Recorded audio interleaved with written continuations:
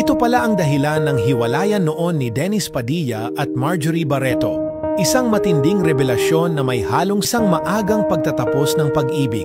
Sa pinakahuling reveal mula sa veteran showbiz columnist na si Christy Fermin, ibinunyag niya ang isa sa mga matagal nang nakabibinging tanong ng publiko.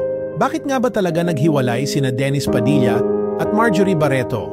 Ayon kay Christy, may mabigat na dahilan.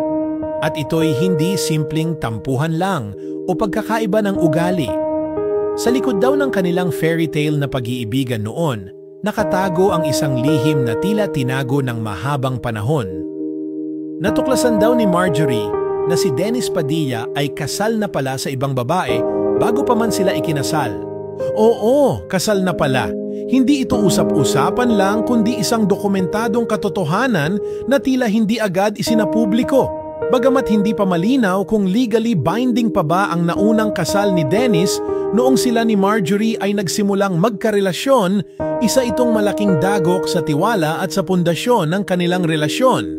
At mula nga nang matuklasan ni Marjorie ang katotohanan tungkol sa kasal ni Dennis sa ibang babae, doon na raw unti-unting nagbago ang ihip ng hangin sa relasyon nila.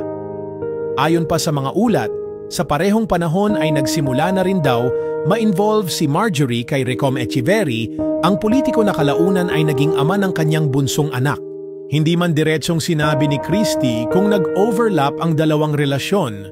Malinaw sa kanyang pahayag na ang sakit at pagkabigla ni Marjorie sa revelasyon tungkol kay Dennis ay naging turning point para tuluyang gumulo ang kanilang samahan.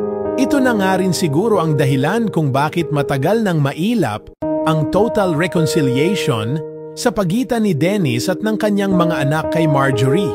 Lalo na tila hindi na ito basta usaping di nagkaintindihan, kundi ugat na mas malalim at mas masakit. Maging ang relasyon ni Dennis sa kanyang mga anak, Julia, Claudia at Leon, ay maraming beses nang nalagay sa alanganin. Si Dennis, sa kanyang mga interviews at social media posts, ay paulit-ulit na umaasa ng reconnection sa kanyang mga anak. Ngunit sa likod ng kanyang panunuyo, may mga lumalabas ding hinaing mula sa kampo ni na Marjorie na tila may masalimuot pang kasaysayan na hindi pa ganap na naibubunyag sa publiko.